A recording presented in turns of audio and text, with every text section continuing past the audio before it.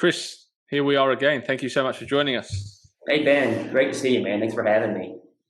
I thought it's been too long. We haven't done one of these in a while, and I thought there's a lot to talk about. Right? We had a crazy year. I think the whole world has changed since we last spoke. So I feel it's a good chance to catch up on what's been happening over the last 12 months. No, it's great. I think it's a great timing. You're right. 2020 was kind of a unique and an odd year for us all, and we're seeing some new things transpire in 2021. So I'd love the opportunity to talk to you a little bit more about that. Sure. And for listeners that will know you as Chris the Recruiter, your situation is you're still a recruiter, but there's been a slight change in some other activities or interests that you have. So can you kind of fill us in on that? Sure. So last summer, I had the opportunity to partner up with a company called the Nuage Group. They are a Salesforce consulting company out of the Woodlands, which is a suburb of Houston. And I had known the owner for years. I helped him recruit, and it's just someone I had a relationship with for a long time. And he decided to get out of the consulting business. He was a Salesforce consulting partner. I think they were established 12 years ago, and brought the opportunity to my attention to be a partner in that company. And so myself and a few others decided to team and buy the partnership from him. And now we're running the Nuage Group. So part of my job being with that company is not only providing consulting services, I'm also responsible for sales and account management and things of that nature. And so I'm doing that in addition to my normal recruiting through Imperial staff for customers that need either contract services or full-time placement services. I had someone reach out to me actually last week and asked me if I was still doing the recruiting side of it, and if I was just recruiting for Nuage or if I was recruiting for Imperial staff. And so now I really have wearing two hats for different companies in parallel. Yeah, nice. So are we going to see you back in like a consulting role yourself? Like, will you be doing implementations?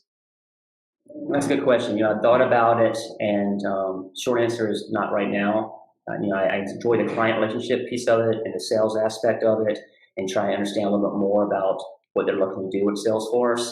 But there's people that we have internally that are much more experts than I am. I'm just a little bit too far removed, so I don't do the day-to-day hands-on implementation work anymore. And I think they're a lot more better suited to do the implementation work. I just like talking at a high level, understanding what the challenges are, making sure we're meeting their specifications, kind of that account management layer versus the day-to-day delivery aspect of it. Sure, you've traveled too much and had too many coffees over the years to get back into that game, hey?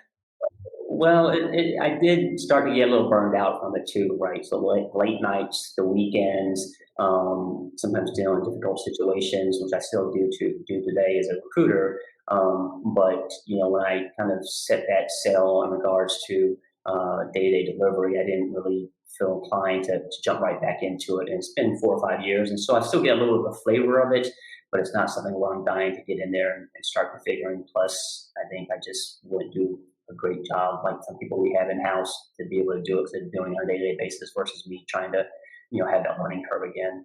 Sure. So what did 2020 look like in the US Salesforce market for anyone that's listening that's not in the US? We all see what's happening on the news and we follow what's going on globally. I'm guessing everyone kind of is across what's happening and in lots of different countries. But the US is an interesting one because obviously from Australia, where we've had a better impact than other countries from a COVID perspective. Obviously, we did have some touchy months for our friends in Melbourne and Victoria, but on the whole, Australia's been relatively COVID's been relatively under control here. So, what kind of impact did it have on the US and the recruitment market and consulting market now, I guess? Well, it's been tough. I mean, at least the beginning of, let's say, the first 2 quarters of 2020, and probably even into Q3, was really rough, I think, more than anything else. Because so much unknown was in the marketplace as far as how long is this COVID going to last, what are we going to do about our projects, are we going to cancel them all together, are we going to pick back up in 2021? And so we were seeing consultants become more available come on the bench, right, and being laid off from organizations. A lot of consulting companies were actually laying off in the masses as well, because if their clients weren't producing revenue and weren't generating new opportunities and continuing down that path in certain industries, then obviously it rolls down to the consultancy level and the contractors and kind of the whole Salesforce ecosystem as a whole were being impacted. Um, we saw some companies that continue to move forward because some industries were still needing the commerce cloud was picking up steam, communities was picking up steam. There are certain, I guess, areas of the ecosystem that continue to strive, but I think sales and market to some aspect were starting to feel a little bit of a lull, or they're trying to strategize about how to continue to either maintain market share or still gain traction on the market in an electronic format, a digital format, and trying to kind of, I think their hand was being forced to be able to do that versus just not really wanting to move as fast as they may initially thought they needed to. Sure. So did you see things picking up towards the end of 2020?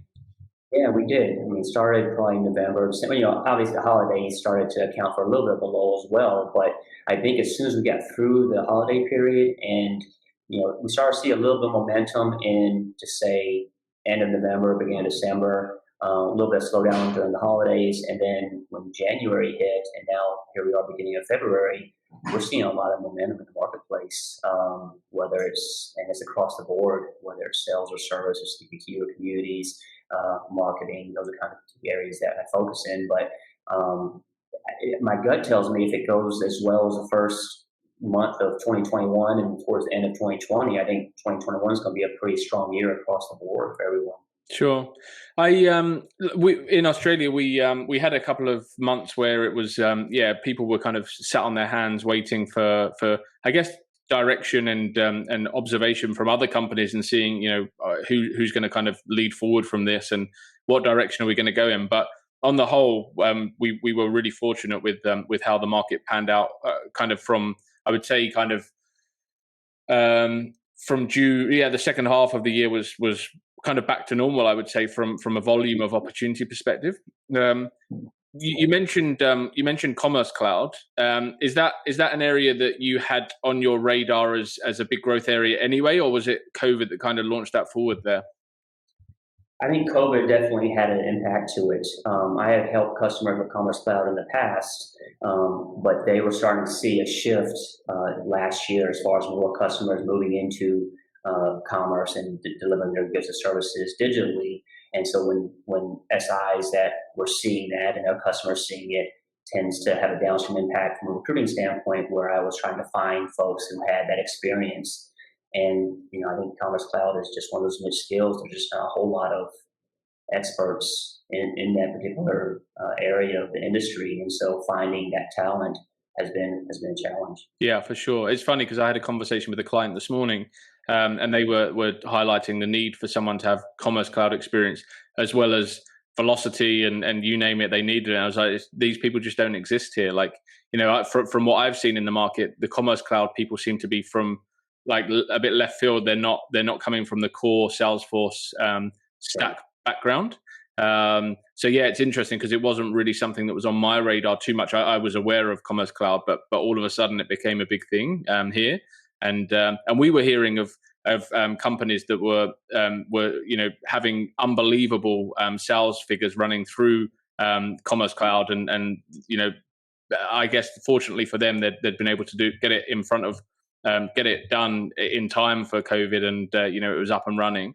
But yeah, some of the results that we were hearing companies achieving through really difficult times because they'd made that investment in Commerce Cloud. Right. Yeah, Commerce Cloud is definitely a niche skill set. The roles that I've been getting around developers in Commerce Cloud, whether it's demand where is heavy JavaScript, right? It seems like they have a lot of heavy JavaScript skill set and different JavaScript libraries that are needed to be able to customize the Commerce Cloud solution for customers. Sure. So do you think there's a skill set in the Salesforce ecosystem which is recession proof?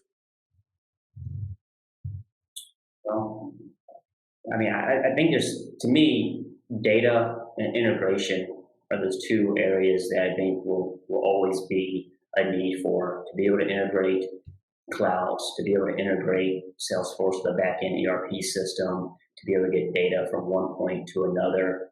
I don't think that is going to ever go anywhere. I think I don't know, I just felt like integration and being able to understand how data flows amongst systems is where it's going to be the most demand and the hardest skill set, I guess, to find, as well as being the most recession-proof of anything else. Like, the technologies, they'll come and go, but to be able to transform data and move it throughout different areas of the enterprise is what I think the backbone to any major organization. Sure. So where are you seeing now the most demand, like in terms of like just your largest volume of requirements? Where do you see them, like skill set wise? CPQ, and that thing is the hardest skill set to find in the US.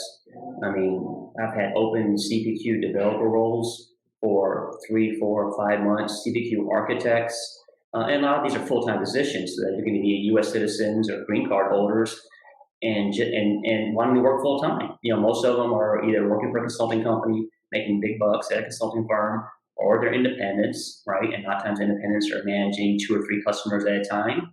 But to go for a full-time CPQ architect or a full-time CPQ developer in-house for an industry-based organization, I mean, I pull my hair out every day, or I get more gray hairs, I can say, every day because of it. Yeah, for sure. I mean, it's really interesting because we still don't see too many like cloud-specific skill sets in Australia and New Zealand. Like the odd candidate might be like, oh, I'm a CPQ specialist, but on the whole, we have really cloud agnostic, like just people that work across the platform. Wow. So obviously we have Simplest here who have strong CPQ expertise, and they have CPQ specialists in the business, but we're not seeing too many people that are tying themselves to one cloud or one vertical. People will just kind of work across. Like when a client comes to us, they're looking for a developer who might have done some CPQ work, or a functional consultant that's worked with CPQ. But if someone came to me and said, I need a CPQ specialist, I'd be like, well, you're going to have to wait a few years until the market kind of evolves to that point, and people start putting their hand up as that specialist, because at the moment there's only a handful. Yeah, and then if that comes to you, you need to run away as fast as you can. Yeah, that's it. Well, you saw one of my posts yesterday where I was saying, it's easier than ever to find a Salesforce professional, right? Oh, yeah. They're everywhere you look. Yes. If companies they do know, because they put job posts out there and they realize how hard it is to find an experienced professional. And, I put a post out a few weeks ago, like, someone's got to crack. Now, either the industry and companies that are looking for mandatory 2, 4, 5 years experience, either going to lessen that requirement, or the candidates need to crack and quit chasing after their hopes and dreams to become a Salesforce professional. My post was for the candidates to continue to push on, because I think eventually customers cannot just continue to have these high expectations, because they'll never fill the role and they'll never be able to make any traction in their implementation work if they're continuing to set the bar so high. So I'm hoping that customers will start to put some flexibility and think about alternatives and get smart about the situation, because we just don't have enough experience applied to be able to fill all these needs that are out there. Yeah, that's the thing, right? So my point yesterday was that if you think the hardest part of recruitment is finding a candidate, then you're mistaken, right? Even with your CPQ requirements at the moment, you know who the candidates are, you can find them, but it's actually how do you attract them and how do you get them to leave the role they're in, or how do you get them interested in the role you have? And I think that's the bit that a lot of companies miss. They're like, oh, well, I go on LinkedIn, there's Salesforce developers everywhere and there's Salesforce functional consultants. And like our survey last year, I think it was like 7% of candidates are in between jobs. So out of all of the candidates in the market, only 7%, and they might not be the most experienced candidates, those 7%, they might not have the most niche skill sets. There's so many different variations. So I think companies really need to focus on actually what are we doing to attract talent, and why would someone choose us over every other role that they can choose in the market? Exactly. And I ask customers, what are the selling points that you want me to use on your behalf to help sell the message? And if they can't convince me, it's hard for me to convince someone else to go and work there. And if you're paying market salary, for example, salary may be one of the levers. It doesn't have to be the only lever. It could be benefits. It could be company culture, and that means different things to different people. Well, there's different varieties, but if you're telling me the same thing that I've heard from the last 4 customers that want the same thing as what you're looking for, how can I have a good conversation with them, convince them to make a move if everything is in polarity at that point? Yeah, 100%. So if a CPQ architect put their hand up to you and several other recruiters at once and said, "I'm looking for a new permanent role," how many opportunities would land on their desk? I mean, in a given week, if they're a CPQ specialist, they've been doing it for say 2+ years, they probably have 20 opportunities in a given week for them, right? And here's the thing: if they're a specialist, right, and they can make 1.5 times being a contractor a lot of times, if that's if money is their main motivational factor, right, and that's their driver, why would they not be an independent contractor? The demand is there, even for their contract services. To me, and that's what I did. I left Accenture and became an independent contractor. I knew my skills were up to par, and I would continuously have demand for my services and making more money as a contractor versus a consultant. Again, I was in a different place in time in my life where I wasn't married and I could travel across the U.S. and there was, I could work weekends and have no work-life balance because I was grinding, as much as I could from a career perspective and being an independent. And so my point is that if other contractors are all CPQ specialists or have the same mindset as I did at that time, there's nothing really compelling for them to move into a full-time position unless they're being offered an enormous amount of money to be able to take that full-time role. Sure. So this is an interesting one because you have been a contractor, right? So it's interesting to get your view on this because I've been thinking this week about when someone comes to me with a permanent requirement and they're like, we need someone that has done this before. In my head, I'm like, well, then hire a contractor, because if you're only hiring someone to do a job that they've already done, then why is that a good opportunity for a permanent person? Because like a permanent person is coming to you to learn, and if they're only coming to do what they've already done, then they're only coming for it could be culture, it could be money, but ultimately it's not going to keep them engaged for very long if they're only doing things they've already done. So is that your view as well? In that if you're hiring for something that someone's already done and can't give them anything new, then that's when you would hire a contractor. But if you've got an environment where you can help someone get to the next level, that's when a permanent employee is the right move. Yeah, unless the employee is just, if they're unemployed, for example, and they're looking for something, right? Or if they're just wanting to be status quo and not really advance in their career, right? So I guess there is a small percentages that fit into those different buckets where it's going to be a like-for-like position to go into, and they don't really care about additional opportunity or growth mindset or whatever the case may be. They just are kind of checking a box and working 9 to 5 and getting in and getting out and doing what they've always done, which some people are like that, Ben. So it's not like those people don't exist. But I think if a company wants to get a higher caliber candidate, then you're right. I mean, the additional skills and opportunities and projects and technology that are available to them has to be compelling enough for them to make a move. Yeah, I completely agree.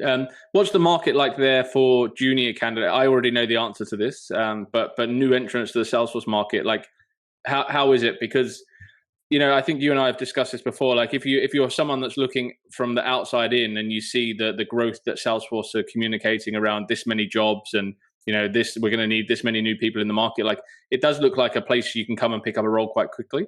So what's the reality now in the current climate for someone that hasn't got any Salesforce experience but has certifications and trailhead experience? I mean, again, as always, I think it continues to be challenging. I don't see many roles out there, at least publicly, where those entry-level positions are being offered. We had a career fair sponsored by Salesforce and quite a few companies at the career fair 2 or 3 weeks ago, and I put a post out there to hear some feedback from it, and it seemed like all the people that came that were entry level didn't have much of a shot. I mean, it just seems like the companies that did show up that were recruiting were looking for. This is a blanket statement. I know this didn't happen across the board, but majority of the companies that were there were looking for the experienced talent, and experienced talent probably isn't going to a career fair because they're happily working somewhere else. So it's like, it doesn't really make sense as far as how these things stack up together and why we're doing a career fair for experienced folks, and experienced folks aren't showing up at the career fair. So why don't you have a career fair for entry level only? Because I think you have a better turnout and set expectations correctly in doing so versus just having a general career fair for anybody and everybody, because those everybody and anybody's will be the ones that are looking for their first break. Yeah, absolutely. And you've spoken before with us about the challenges of interviews and sometimes not having the right person turn up on the first day and things like that. I've seen a few posts from a guy, I think he's in New York, that had some challenges. This was on Twitter, where they hired a guy and it was someone completely different that turned up on the first day recently. Is that still a big problem there? And I guess, what's the landscape like in terms of remote working at the moment? Because surely that's only going to make that more challenging. Yeah. Yeah. Well, it'll make it easier for the fake candidates, I guess. But since I've been doing this for 5 years now, I've established a pretty good network of folks that either we worked with or we screened in the past. So I started to get a feel for who's who. But yeah, it's still a challenge as far as who's going to show up, and we always have some bad apples along the way, and that's going to continue to be the case. I have folks that they hire on, they pass the interview well, they started the project, and then they end up kicking the work off to someone else, right, and then claiming it as their own. And sometimes companies deal with that because the work's getting done, right? They don't.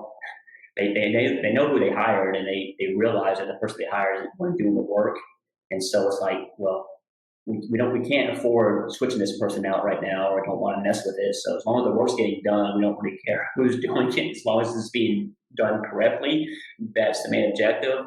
So it's always one of those crapshoots, so to speak, as far as when it comes to contract labor, and another thing is just even contractors that are taking on multiple projects. Like I get calls occasionally saying, Chris, we think so-and-so he didn't leave his previous position and now he's working for us, but he's not available during normal working hours, or we can't get a hold of him, or he can't attend these conference calls that we have.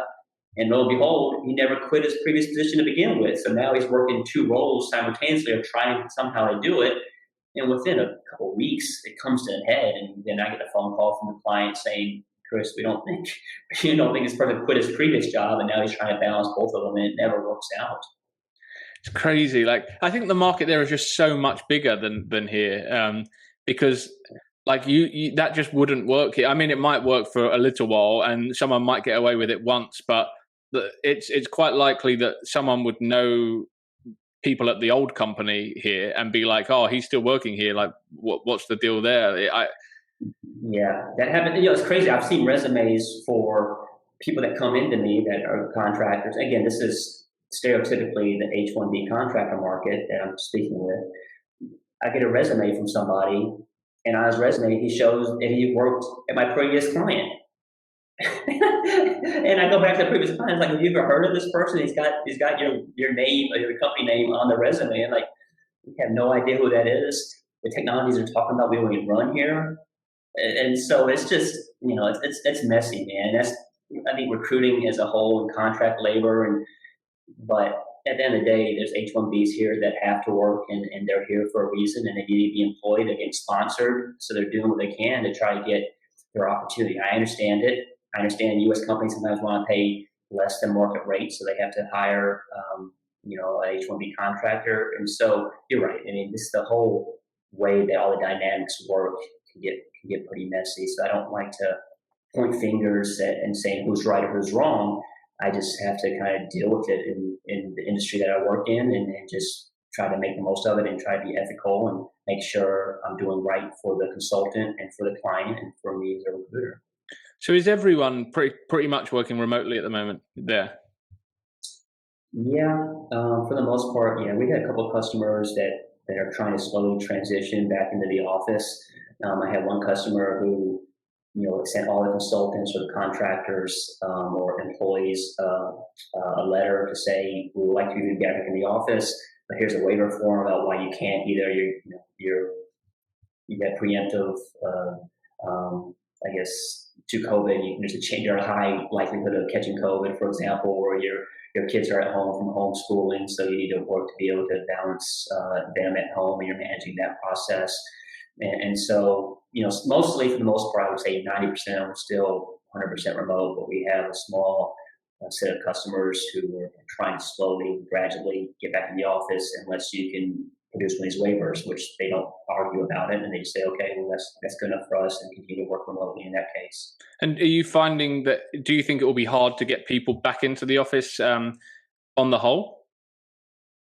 I think it depends on the person and individual, but I think holistically, yes. I think everyone's gotten a flavor for how productive they can be at home, and being able to be casual in their appearance, and working remotely, and been spoiled to some extent about the remote work. And so I think it's going to be a challenge from a recruiter standpoint when companies come back and say, Chris, we're not offering remote, it's back in the office. Salesforce talent is hard to find as it is. It's going to be that much more challenging when I have a customer who's hard pressed on making sure they're in the office. I mean, can you imagine CPQ developer, 3 years experience, paying market conditions, and being in the office Monday through Friday? The cards are stacked against me no matter which direction I look in that case. Yeah, sure. Do you think with the increase in remote working, it's going to further increase offshoring? That's a good question. Probably so. I mean, I don't know why it wouldn't, right? If a customer doesn't care if if you're working remotely, if you're in the U.S. or if you're offshore, I think it's going to really be based on the deliverable work, right? And if someone offshore can produce quality deliverables and be on calls with customers or with the business and understand their requirements and their needs and be able to do solutions around it, it just takes a special, I guess, skill set and analytical thinking to be good at being a Salesforce professional. And sometimes if you're doing just straight development, and you're handling requirements to the developer, do you really care if the developer is in the Ukraine or in India or the Philippines or in the US? Probably not. I mean, if that's the case, it just depends on the role and how much of an impact or how much influence they need to have with the ultimate stakeholders in the business when it comes to implementation work.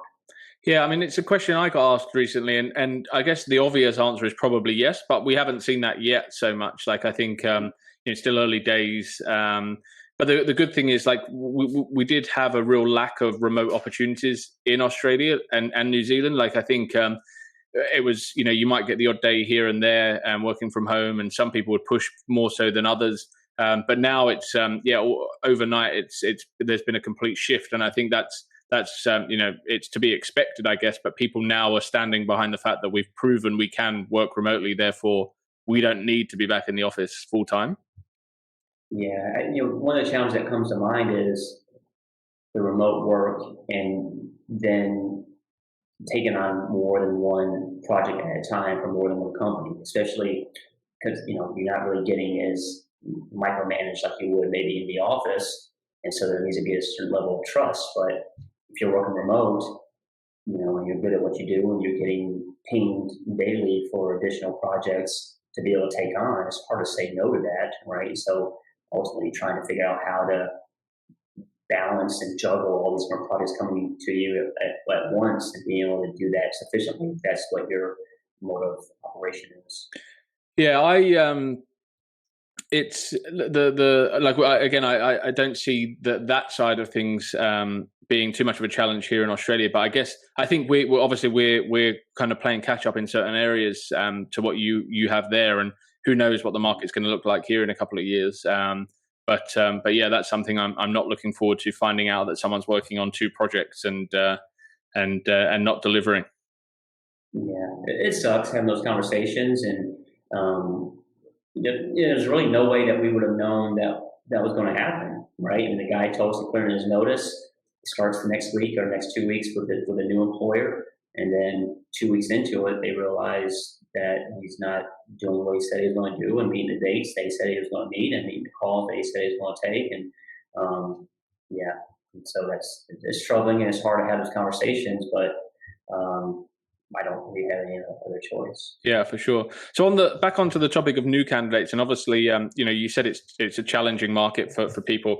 Do you still stand by the whole personal branding thing and creating your own content and creating your own experience? I do. I don't think there's any other way, right? And I posted something about this today, actually, on LinkedIn, and because a lot of times I see people posting, "Hey, I'm certified. I've had a super badge now, and who's hiring?" I mean, if that's your way going into the marketplace, I'm sorry, but that's going to be you're going to have some struggles going into that approach.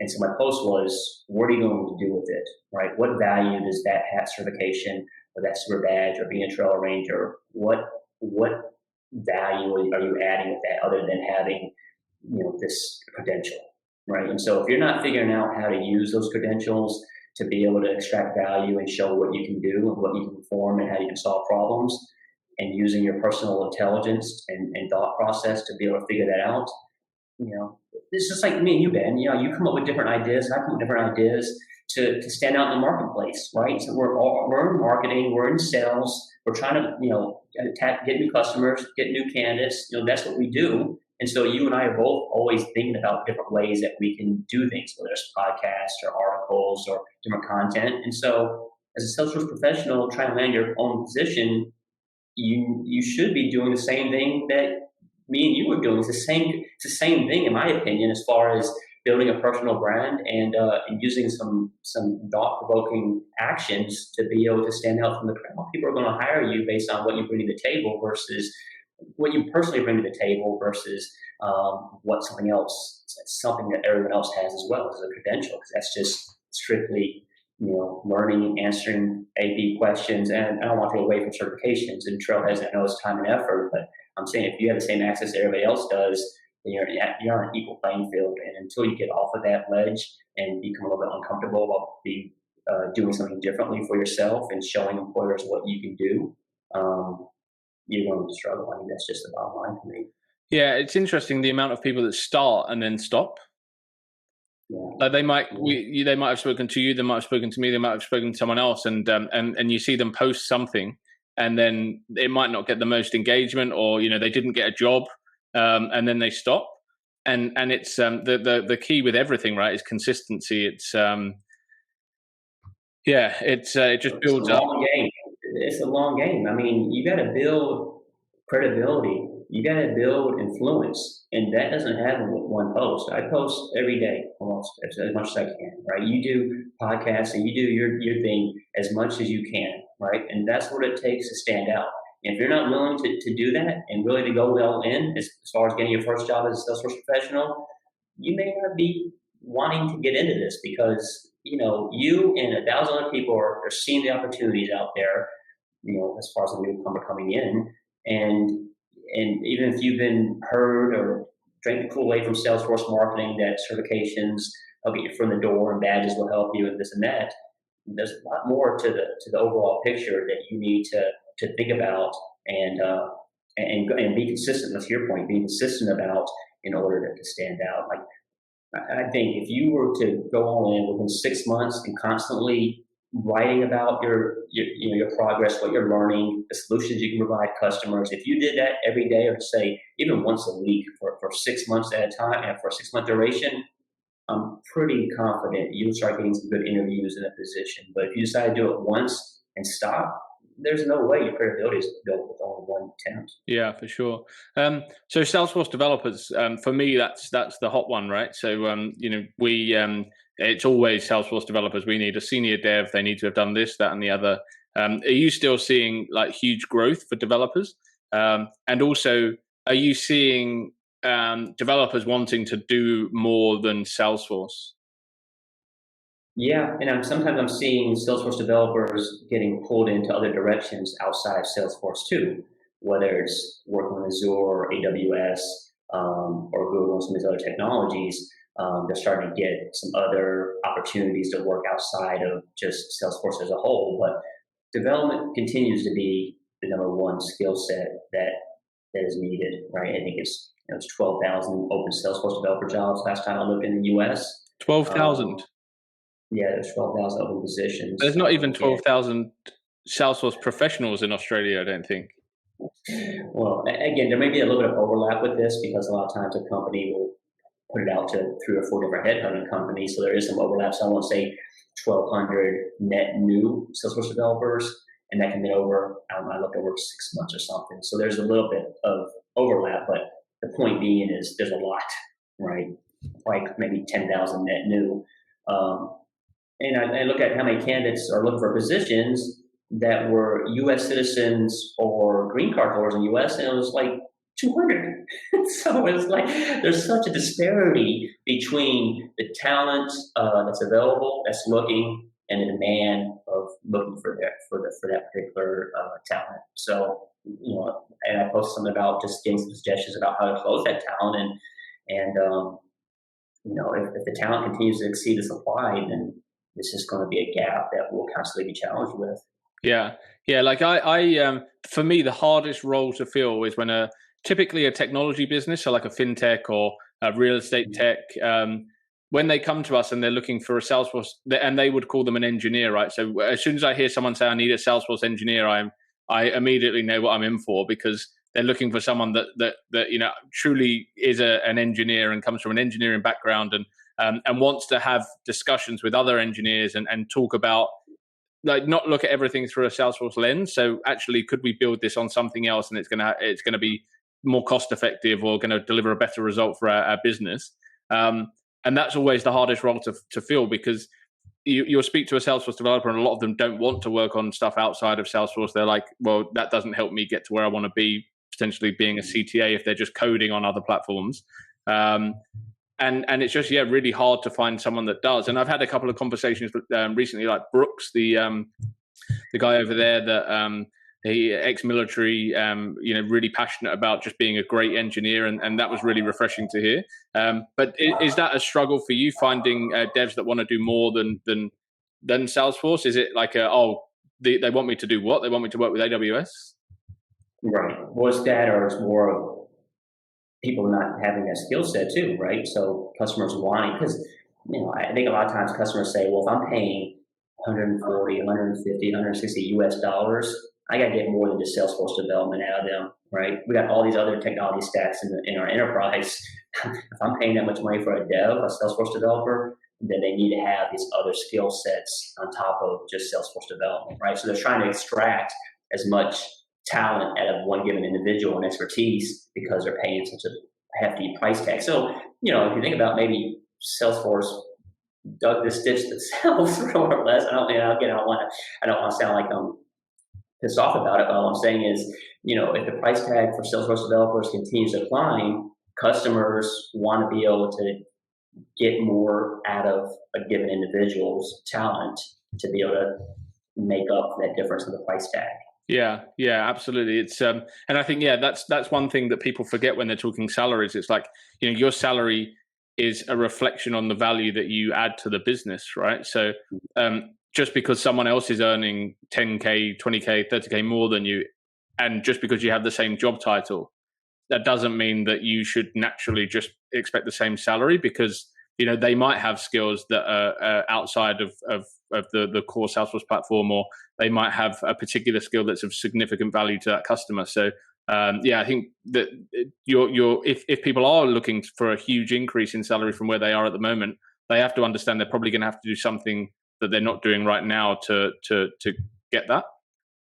Yeah, the same thing on the admin front too, Ben. Is like, admins. If companies want to pay more for an admin, or pay, say, 6 figures for an administrator, a lot of times they may want to also get them to have some Apex skill set or some other technology expertise around that, instead of paying such a quote unquote high dollar for Salesforce admin. So it kind of goes in many different directions in this aspect.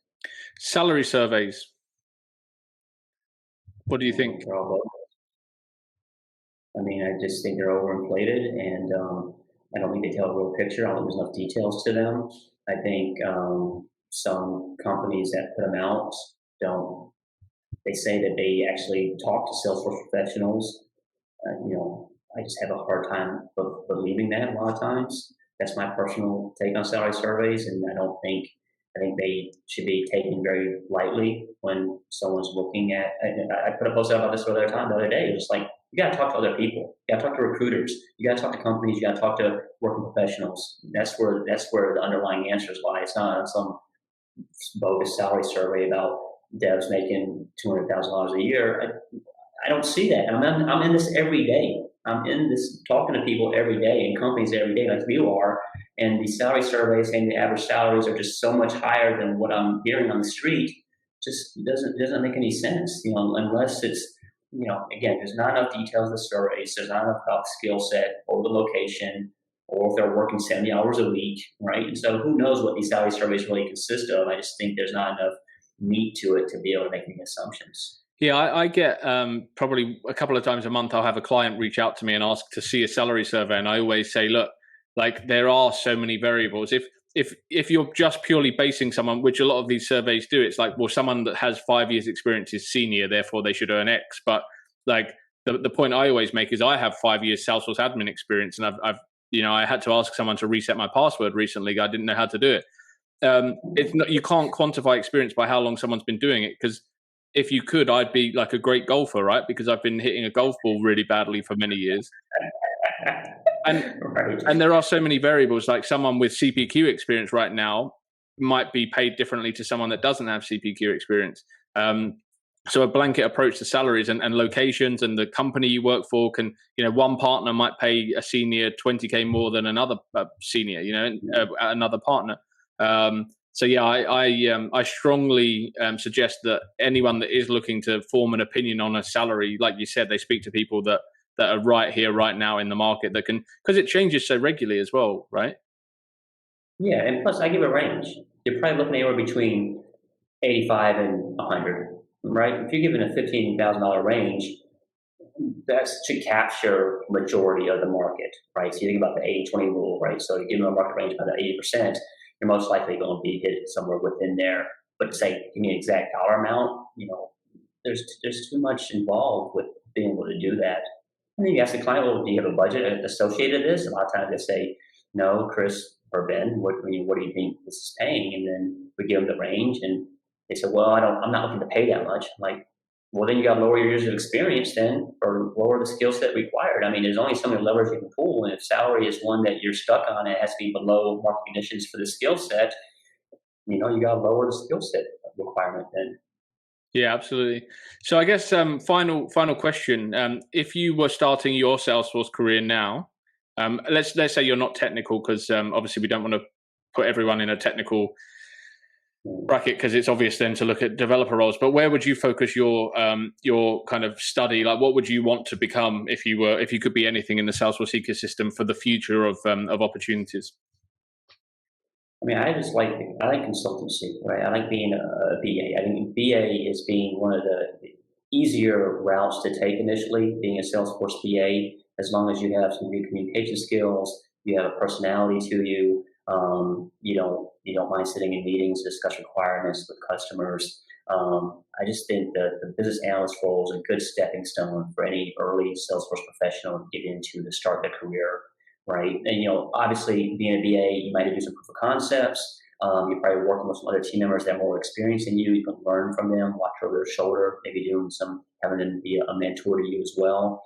A BA role that I'm referring to is a BA that's going to be hands-on still, right? Not just being a pure business analyst that's just too far removed from the technology, but a BA that has still the opportunity to be hands-on and deliver solutions and do proof of concepts, being able to get in front of the customer, showing them how those solutions meet their requirements, things of that nature. I just, that's a critical function of any project implementation, and there's just not enough quality BAs, in my opinion, to go after that work. And that skill set is not that hard to achieve, in my professional opinion.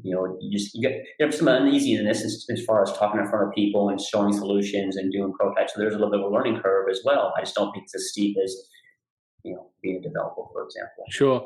Yeah, I think often the gap between being an admin and being a functional consultant is being a good BA. Yeah, sure. And a lot of people don't see that, right? They just keep focusing on the technology and learning more, like picking up more certifications or gaining exposure to more clouds.